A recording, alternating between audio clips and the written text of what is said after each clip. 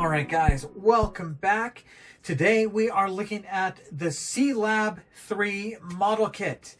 And this is different than anything I've done on the channel. And frankly, I'm kind of excited about that. I've been in a little bit of a modeling funk over the past couple months. Just haven't really found much to really catch my interest. There have been a few times I've kind of been ready to step back to the workbench and just haven't really found anything that much that interested me. And then this kit was suggested to me by Steve at Cult TV Man Hobby Shop, and he did send this out to me, so I want to just be clear about that. This has been sent to me by Cult TV Man Hobby Shop, but it's an exciting kit, and it's different enough from a lot of the things I've done recently to kind of excite me. Now, we are stepping away from the fictional world here. We are stepping into real world modeling. So if you don't know, Sealab III is a real thing. It's a real habitat.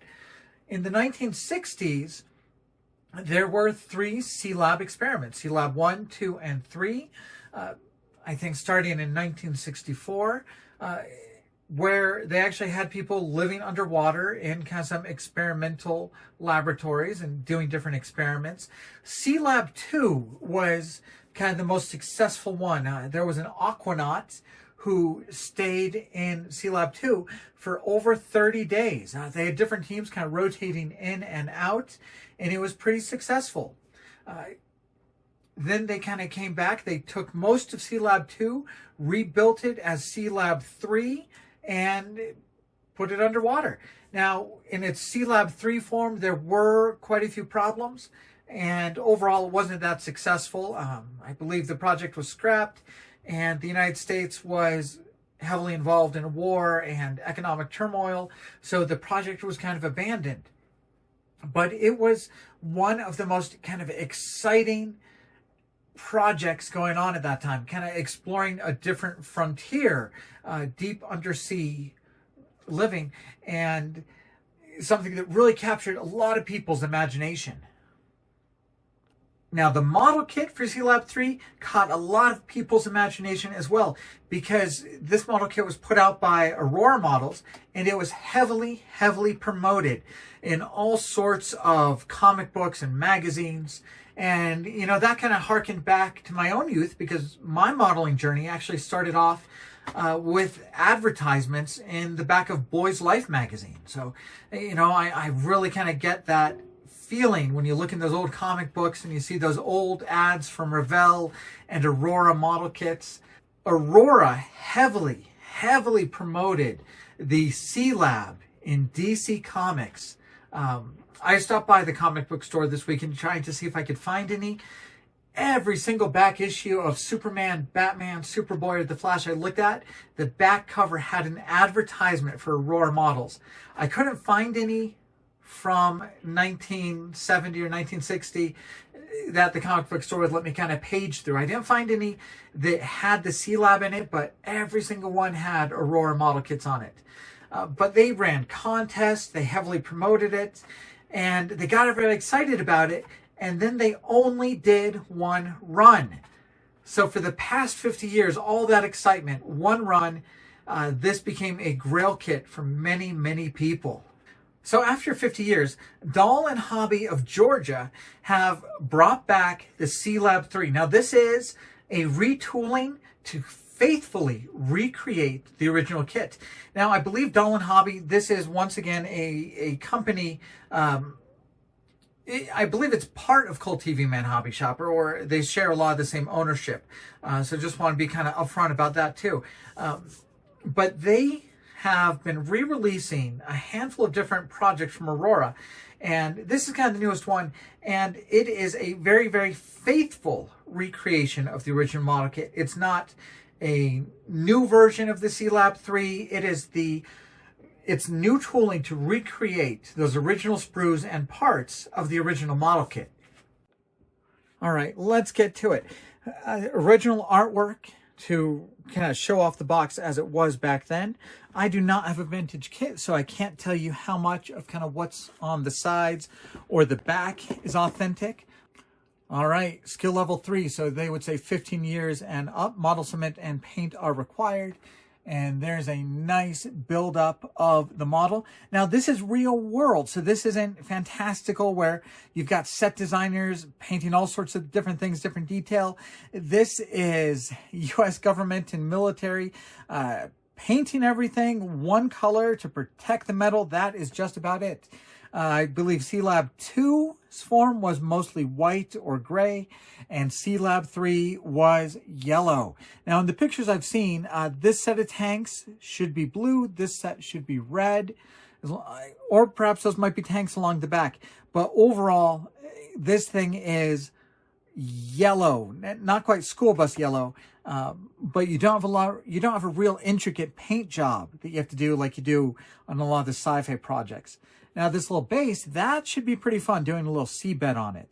And it is done with clear parts. I believe the real life one definitely doesn't have these clear parts, but this has 150 pieces in it, and the interior is detailed.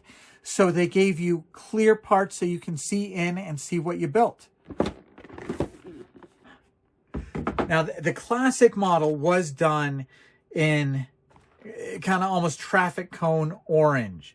This is more yellow than that one, but really molded in the same color that the original one was.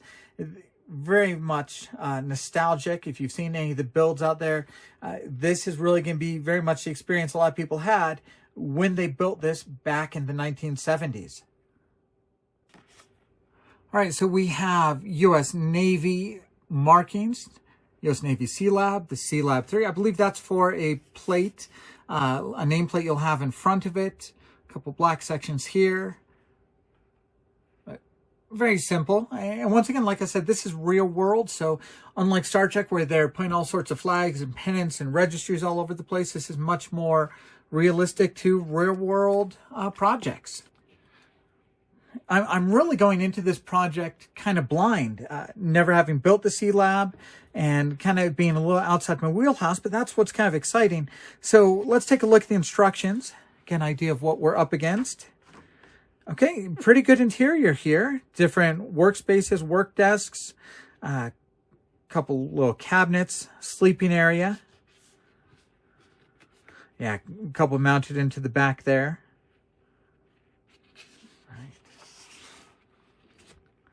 Right, building up the main tank, kind of this arm structure to support it all. Ballast tanks, supports.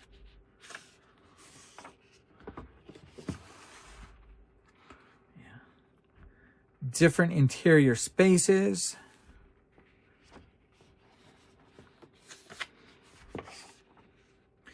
I couldn't find many pictures online of the interior of the Sealab, so we'll just kind of have to do our best guesses for kind of how to paint and detail the interior rooms. This sea base should be kind of fun, this kind of base down here. Lower tank assembly. It's here. All right, and then the tanks along the outside. And like I said, I believe these should be blue, these should be red. And overall,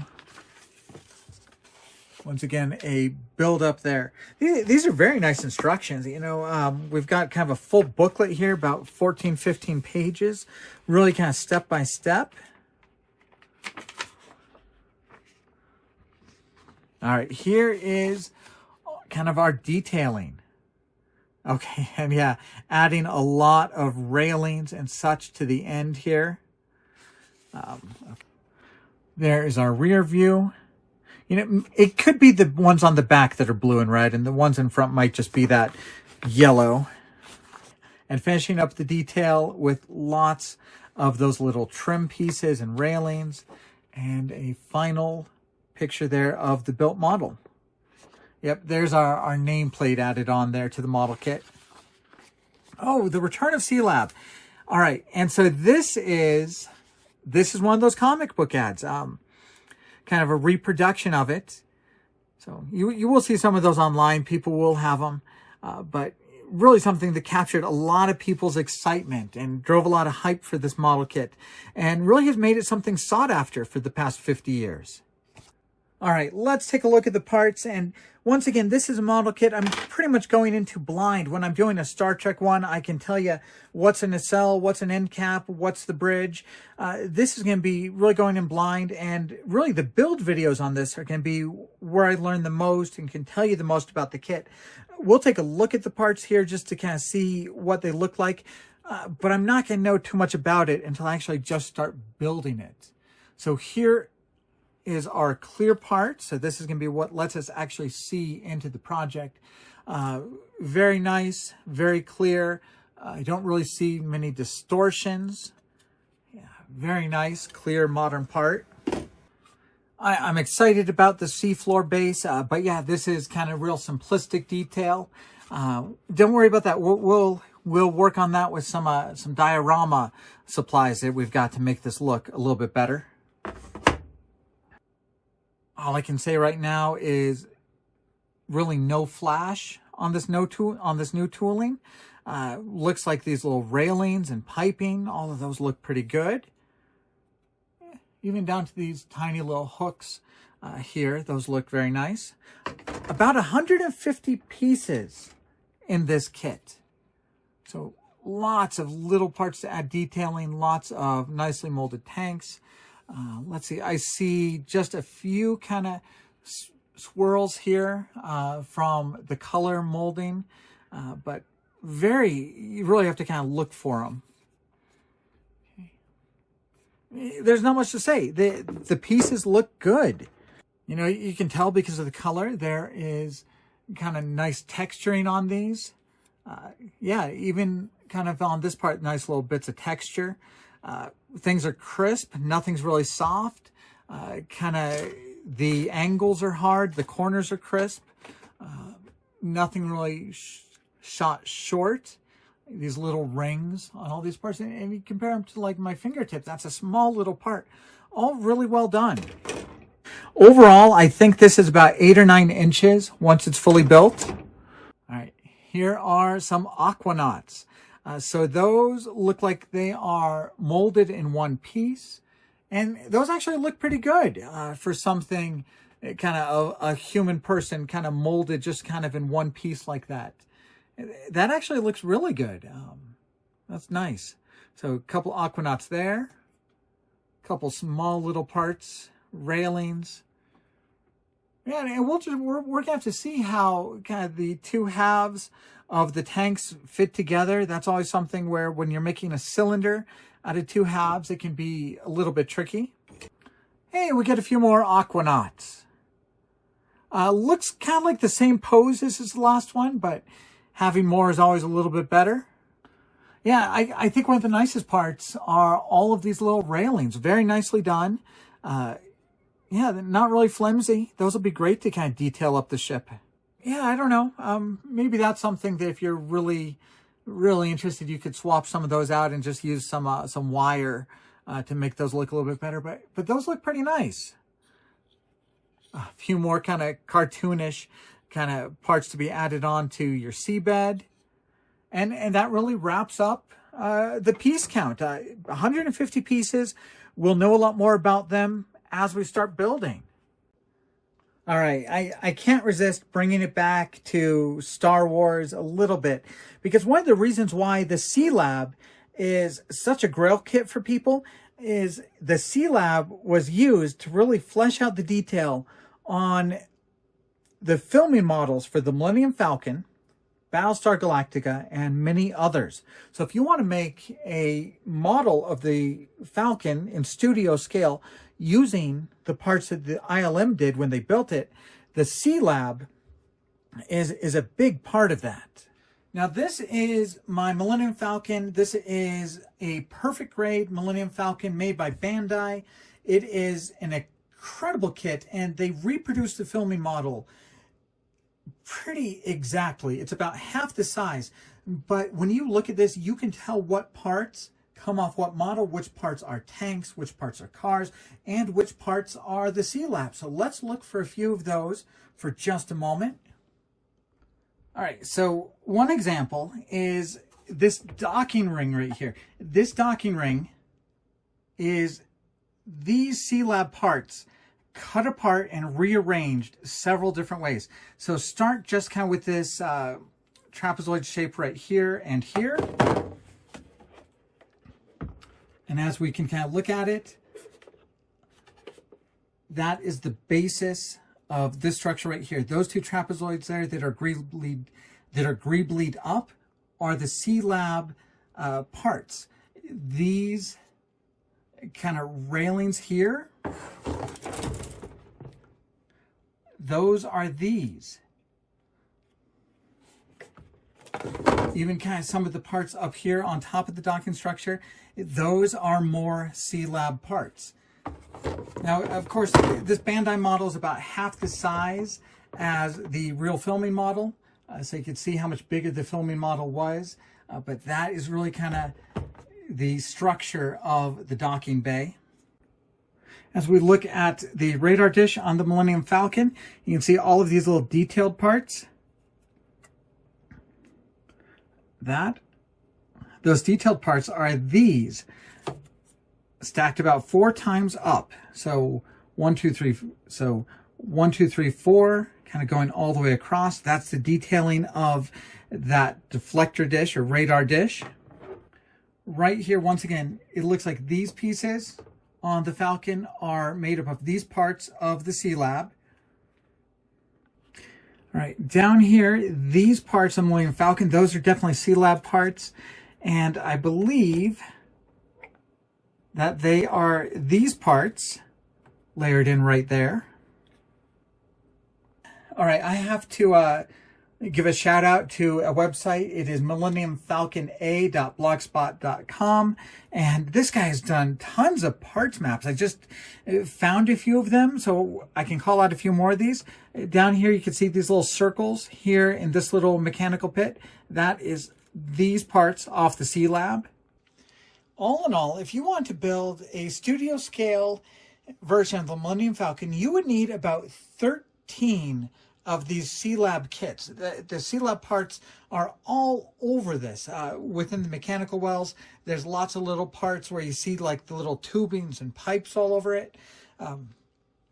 But there are people out there who love the Millennium Falcon that much that they will hunt down all of those vintage kits to make an authentic model accurate to the filming model.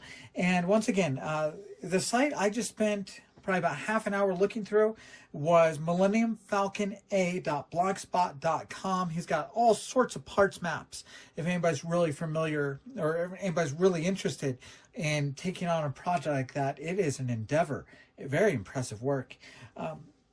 Before the Millennium Falcon, they were going to use the blockade runner as Han Solo's ship. That one, you would need about 8 Sealab kits to detail it out the way ILM did. All right, so that is my very quick unboxing of the Sealab III, a new tooling of a classic kit, one I'm very excited about, one that I expect to be a little bit of a challenge since it's a little bit different than what I do, but very exciting to work on something real world, something with some real history behind it, history in real life and history in the model building community. Once again, a heavily advertised kit of a subject that kind of disappeared pretty quickly, that people have sought out for the past 50 years. I'm excited to get to it. I've got to make sure I've got a lot of yellow and orange paint ready to go. It looks like a fun model to build. So I'll be building this next. Very exciting. Of course, you can get it at Cult TV Man Hobby Shop. This kit is all over the place right now. I think a lot of people are building it. I'm glad to join them. And I'll be doing a video on it very soon. Thank you guys for following the channel. I'll be back.